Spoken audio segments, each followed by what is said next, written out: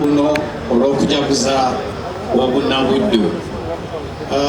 Nze siri wano nga omuwagizi naye ndi wano nga nange omu ku munnabuddu, era nga muto wange we yantuukirira nga mpulira kinkakatako okubeerawo, kubanga mpulira ffe mu bukulembeze n'obyomulangira mpulira kiba kitukakatako okuyamba omuntu yenna avaayo okukola ekintu ekigasa ekikulaakulanya abantu baffe. Njagala okusiima muto wange ono mukwano gwange Faridah olw'ekirowoozo ekirungi, okwolesebwa okwo okulungi okutandikawo ekintu bwe kiti.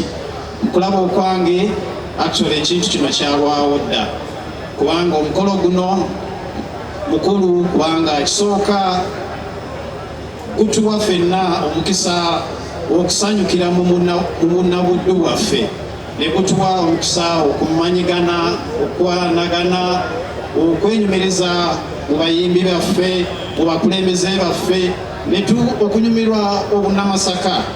Mu butuufu simanyi oba waliwo ekitundu ekirala mu Buganda oba mu Uganda ekiyinza okukola ekintu kino.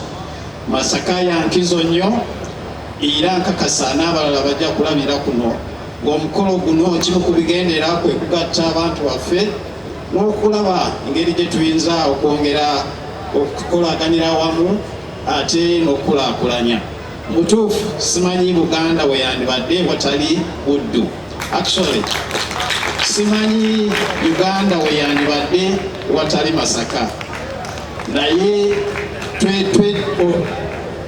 ekisinga obukulu be bantu bannamasaka ebitone Katonda be yabawa abayambye okulaakulana kw'ensi yaffe, kubanga buli wonna w'otunula, oba byabufuzi, oba byamizannyo, oba byakwesanyusaamu, oba byabuwangwa, Masaka ebadde n'enkizo.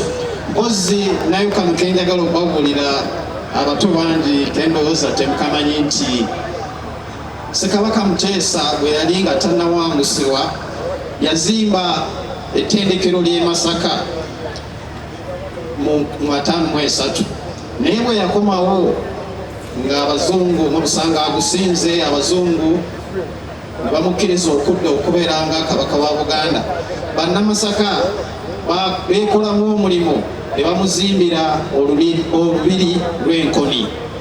Ekyo ekintu kikulu nnyo, kyalaga omukwano wakati w'Obwakabaka n'essaza erya Buddu, naddala bannamasaka. Era ne Ssaabasajja okutuuka okukangavula ku ddoboozi, Masaka lwe baali bagimye status y'ekibuga ng'alina akakwate ne Masaka.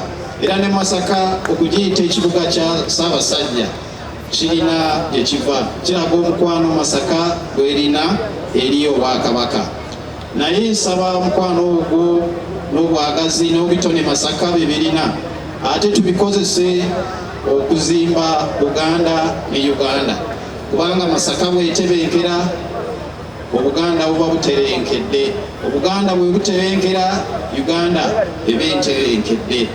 Buddu Masaka gwe mutima gwa Buganda ate gwe mutima gwa Uganda, Buganda gwe mutima gwa Uganda, ng'ate bannamasaka bwe bakulira ekyo. Naye nsabanga bannamasaka bannabuddu okwongera okolagana, okumanyigana, si bannabuddu bokka ne abantu b'omu Buganda ne Uganda.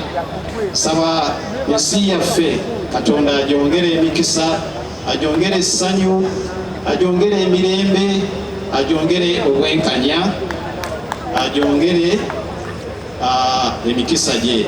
Nziramu okweyanza muto wange Faridah olw'okufuna ekirowoosebwo ekirungi, ate nembasaba mwenna, nembeyanza mwenna abasobodde okujja, ate nembasaba omwaka ogujja mujje.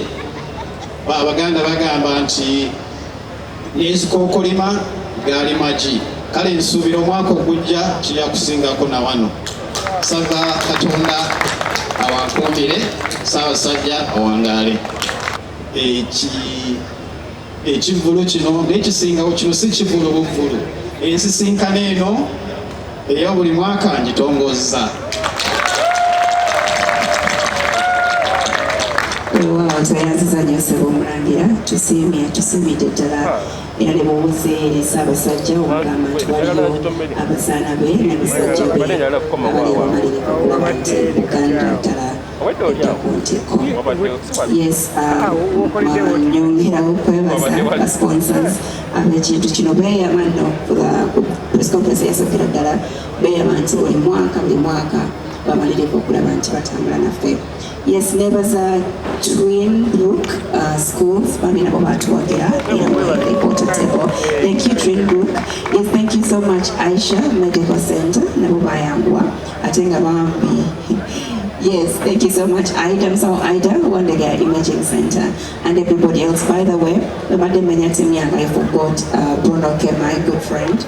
Atuyimbideko wadesiwe Masaka. Ate nga nentekateekera wadde weeruweeru ate nyigidde Muyanga Faridah. Now that you're out, I have to support you, and he's been there full blast. Thank you so much, Bruno. And everybody else who's had a hand in this. Tuwebaza nnyo, tubebaliza ddala. So now it's time to officially launch the Greater Masaka Fete. Weekend, by the way, tuli Masaka tekinaamu stanyu okuva e Kampala n'okyayo Masaka, so tujja kubeerayo mu recreation grounds wali ku Liigu. Come join us, it's going to be fun, amazing and everything. But Masaka mubabuulire nti kukyaliko ne ku Saturday ja Mukama abakuume katutongoze Greater Masaka Fete.